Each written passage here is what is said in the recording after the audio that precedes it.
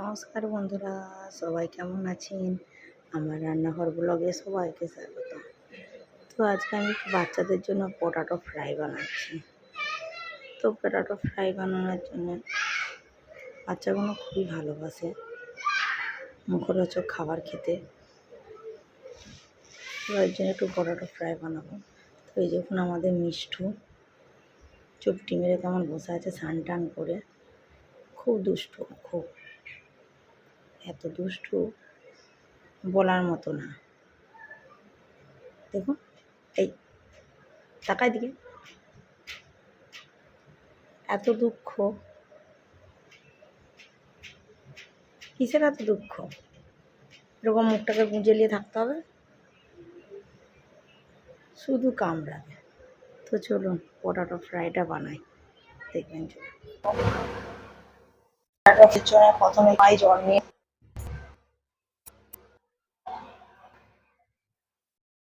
কিছুটা জল নিয়ে নিচ্ছি। নিয়ে এতে পরিমাণ মতো একটু লবণ দেবো, অল্প পরিমাণে লবণ দিয়ে আলুটা দিয়ে দিচ্ছি।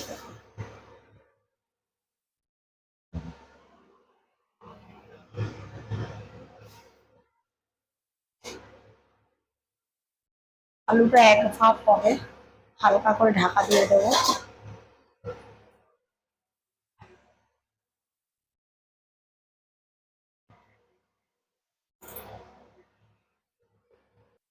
তো দেখুন, আমি এবারে দেখছি এটা না হবে সেদ্ধ, আর না হালকা শুধু জলটা ফেলে দেওয়া। হাতে করে দেখে নিচ্ছি। এখন এইভাবে দেখে নেব, আর একটু হবে, 5 মিনিটের মতো ফুটবে। তো দেখুন এটা হয়ে গিয়েছে, এবার আমি নামিয়ে নেব, জলটা সরিয়ে নেব। তো দেখুন এতে আমি প্রথমে আলুগুলো নিয়ে নিচ্ছি, জল ঝরানো আলুগুলো নিয়ে নিচ্ছি। এতে বেসন দেবো একটু, বেসনটা পরিমাণ মতো দিচ্ছি, লাগলে দেবো। 2 চামচের মতো দিচ্ছি, 2 থেকে 3 চামচ দিচ্ছি। দেবো 1 চামচের মতো চালের গুঁড়ো দিচ্ছি, যাতে ক্রিস্পি হয়। তো কিছুটা পরিমাণ কাঁচা লঙ্কা দিচ্ছি, কিছুটা পরিমাণ কাঁচা লঙ্কা, পরিমাণ মতো লবণ,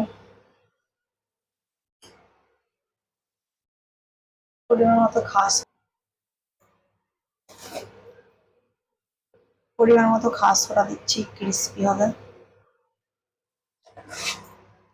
আর দেবো একটু চিলি ফ্লেক্স।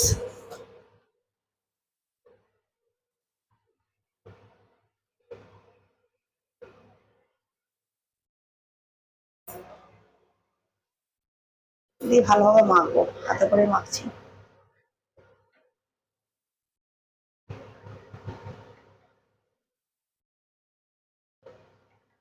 অল্প পরিমাণ জল দেবো, শুকনো শুকনো। অল্প পরিমাণ দেখুন মাখানো হয়ে গেছে।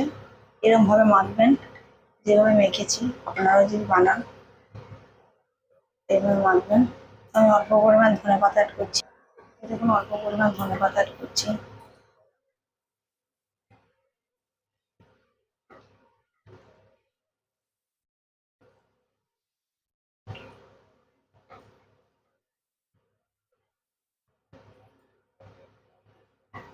এটা আমার মাখা হয়ে গিয়েছে। অল্প পরিমাণ চাট মশলা অ্যাড করছি।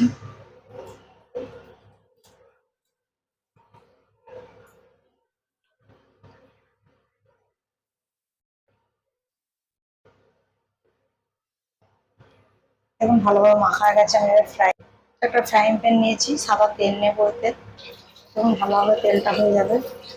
ভালোভাবে তেলটা হলে আমি পটাটো ফ্রাইগুলো ছেড়ে দেবো। পটাটোগুলো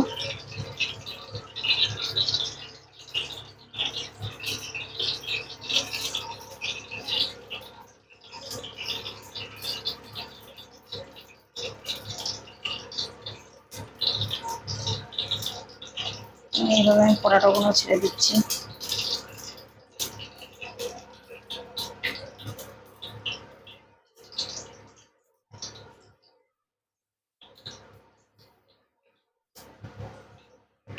আপনারা বানানোর পরিমাণ মতো যেমন আলু নেবেন সেইভাবে আপনারা হচ্ছে বেসন, চালের গুঁড়ো নেবেন।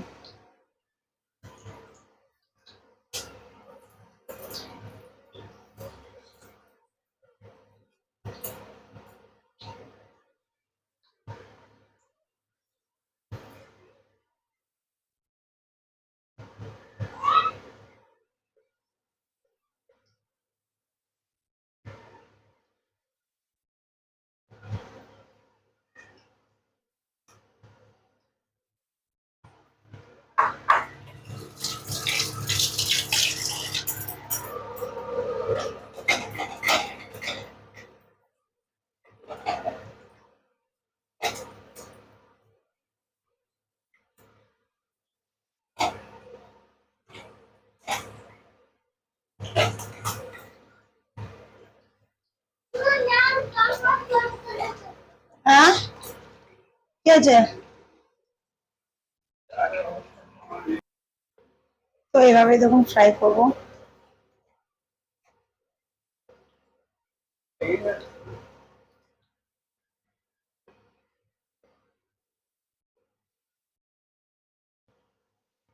তো দেখুন এভাবে ফ্রাই করে নেবো লাল লাল করে, হালকা করে গ্যাস কমিয়ে ভাজবেন। হালকা করে গ্যাস কমিয়ে ভাজলে এটা ভালোভাবে আলুটা ফ্রাই হয়। তো দেখুন এইভাবে ফ্রাই করে নেবো।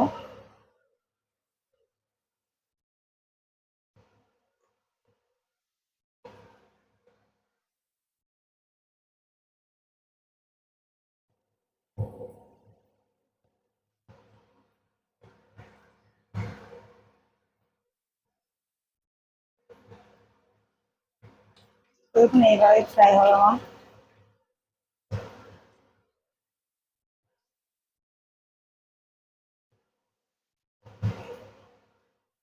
ফ্রাই হয়ে গেলে তুলে নেবো। তো আপনারাও বানান এইভাবে, বানিয়ে খান। ভালো লাগলে কমেন্ট করবেন। Potato fry, tata. দেখুন লাল লাল করে ভাজা হয়ে গেছে, এবার তুলে নেব।